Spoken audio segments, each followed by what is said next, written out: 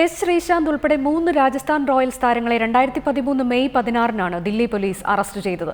Indian ക്രിക്കറ്റിനെയും cricket ഭരണത്തെയും പിടിച്ചുകുലുക്കിയ ദിനങ്ങളാണ് പിന്നീടുണ്ടായത്.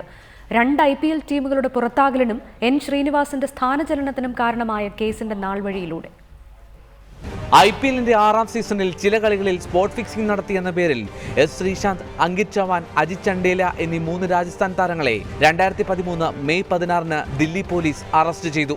താരങ്ങൾക്കൊപ്പം 11 വാതുവെപ്പുകാരെയും ശ്രീശാന്തിന്റെ സുഹൃത്ത് ജിജു ജനാർദ്ദനെയും പോലീസ് പിടികൂടി.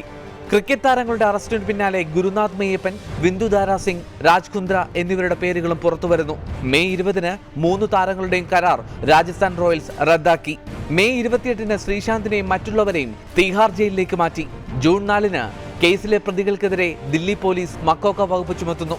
ജൂൺ 10-ാം തീയതി ശ്രീശാന്തിനും അങ്കിത് ചവാനും കേസിൽ ജാമ്യം ലഭിച്ചു. തൊട്ടടുത്ത ദിവസം പുറത്തേക്ക്.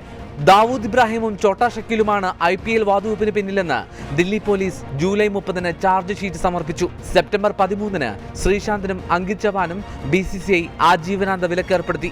ഒക്ടോബർ 8-ന് ജസ്റ്റിസ് മുകുൾ മുഗ്ദലിന്റെ നേതൃത്വത്തിൽ IPL വാതുവെപ്പ് അന്വേഷിക്കാൻ പുതിയ സമിതിയെ സുപ്രീം കോടതി നിയോഗിക്കുന്നു.